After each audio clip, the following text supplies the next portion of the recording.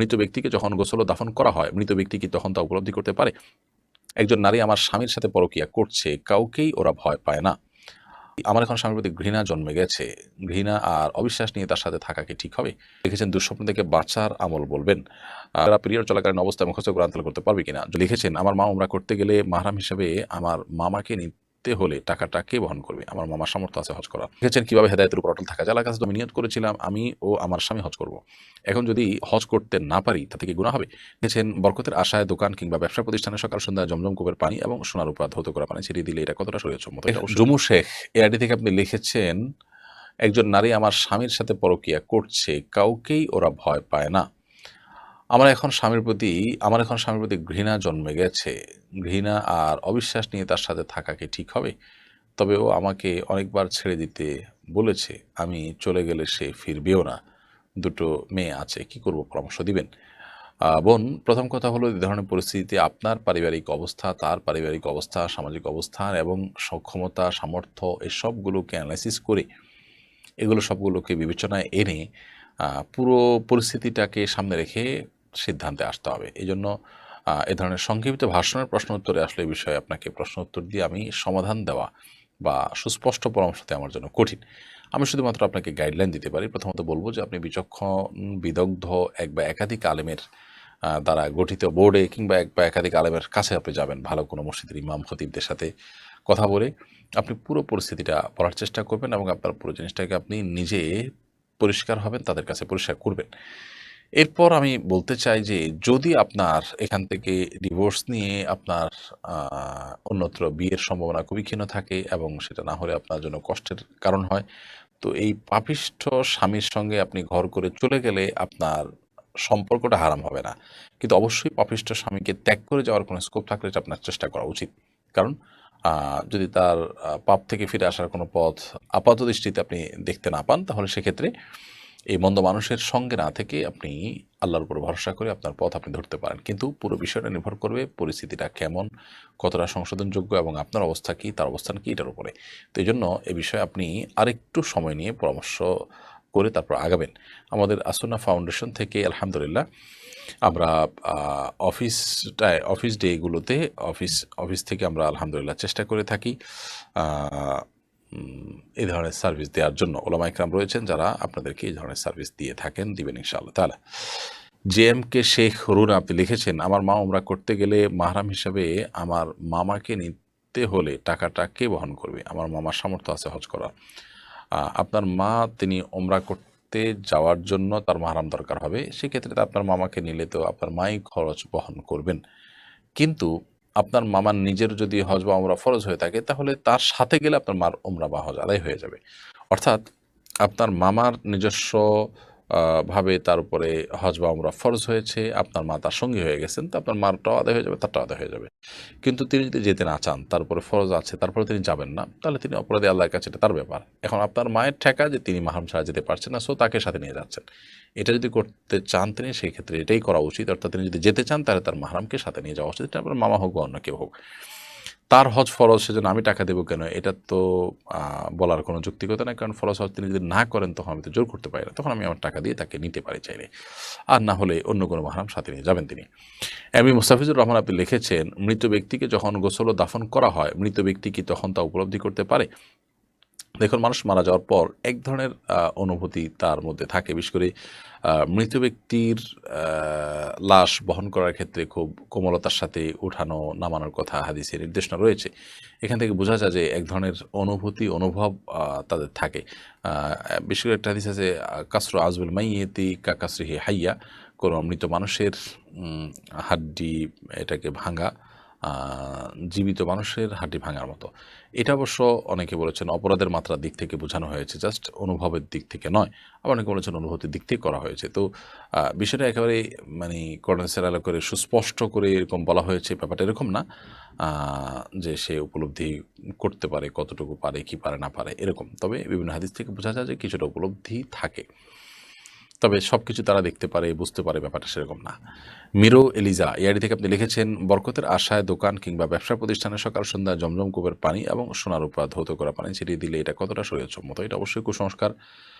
জমজম কূপের পানি ছিটিয়ে দিলে ব্যবসা প্রতিষ্ঠানে বরকত হবে, এরকম কোনো কথা কোরআন হাদিস বা কোনো সালাফের উক্তি থেকে পাওয়া যায় না। জমজম কূপের পানি পান করার জন্য, পান করলে সেটি আমাদের প্রভূত কল্যাণের কারণ হয় এবং আমাদের নানাবিধ দিক থেকে উপকার বয়ে আনে, সেটি হাদিসের আলোকে প্রমাণিত। এর বাইরে ঘরে বা ব্যবসা প্রতিষ্ঠানে ছিটানোর মধ্যে কোনো কল্যাণের কথা কোথাও লেখা নেই।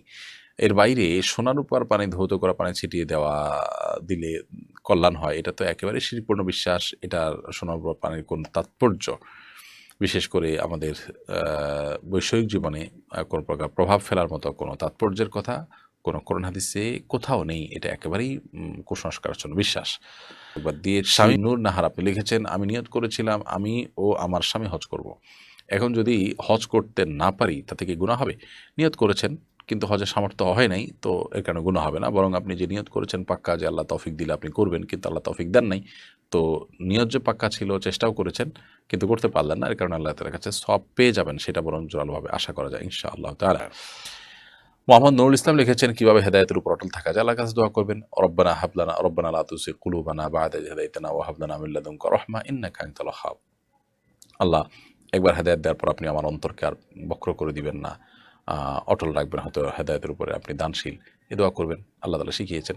এরকম আরও দোয়া রয়েছে, যেমন আমরা দোয়া করতে পারি, ইয়া মুকাল্লিবাল কুলুব সাব্বিত কলবি আলা দীনিকা ওয়া তাআতিক, হে অন্তর পরিবর্তনকারী, আমাদের অন্তরকে আপনি আপনার দ্বীনের উপরে, আপনার আনুগত্যের উপরে অটল অবিচল করে দিন। এভাবে দোয়া করবেন আল্লাহ তাআলার কাছে। নাদিয়া সুলতান লিখেছেন, মহিলারা পিরিয়ড চলাকালীন অবস্থায় মুখস্থ কোরআন তেলাওয়াত করতে পারবে কিনা। জমহুর বা সংখ্যাগরিষ্ঠ ইমামদের মতে পারবে না। মহিলা পিরিয়ড অবস্থায় এমনি ইসলামিক বই পড়তে পারে, কোরআনের তাফসির বা ব্যাখ্যা বিশ্লেষণ পড়তে পারে, বাট সরাসরি কোরআন পড়বেন না। শিবির আহমদ আপনি লিখেছেন, আমি ইরাক থেকে বলছি, আমাদের এখানে কোনো মসজিদ নেই, আমরা জুমার নামাজ পড়তে পারি না, আমাদের করণীয় কি? কয়েকজন মিলে আপনারা জামাত করবেন, মসজিদ হওয়া জরুরি নয়।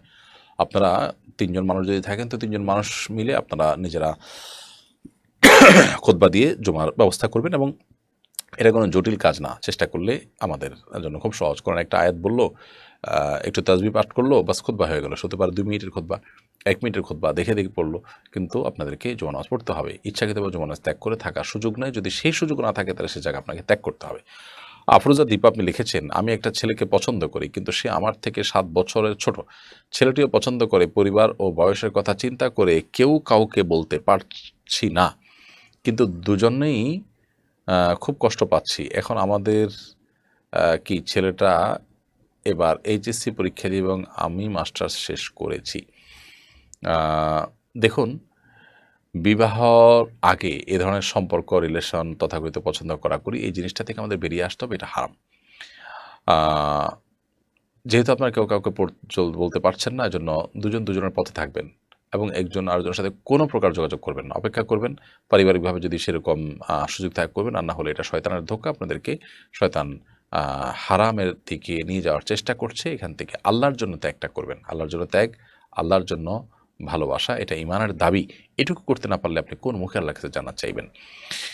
এরপরে ওয়াফিয়া সরকার লিখেছেন, প্রেগন্যান্সিতে হঠাৎ কোনো কারণে ব্লিডিং হলে কি নামাজ পড়া যায়? আশা করি উত্তর পাবো। প্রেগন্যান্সিতে যদি হঠাৎ করে ব্লিডিং হয়, আপনি নামাজ পড়বেন, ওটা অসুস্থতা, ওই অবস্থা নামাজ আপনার জন্য প্রযোজ্য। গোলাম রাব্বি আপনি লিখেছেন, বাবরির চুল কাটা বা সাইজ করার বিষয়টি একটু বলবেন প্লিজ। কানের সাইড দিয়ে কাটা যাবে নাকি কান কাটা যাবে না? কান বরাবর বা কাঁধ বরাবর, ঘাড় বরাবর, আপনি কান এবং ঘাড়ের মাঝামাঝি এবং ঘাড় বরাবর, কান বরাবর, ৩ ভাবে রাখতে পারেন। যেখানে রাখেন সমান করে কাটবেন, এটা জায়েজ আছে। এমনি টিপু আপনি লিখেছেন, দুঃস্বপ্ন থেকে বাঁচার আমল বলবেন। ভাই টিপু, দুঃস্বপ্ন থেকে বাঁচার জন্য প্রথমত এগুলো অনেক সময় হয়ে থাকে ডিপ্রেশনের কারণে, সেজন্য ডিপ্রেশন থেকে মুক্ত থাকার চেষ্টা করবেন। আরও বিভিন্ন পরামর্শ রয়েছে।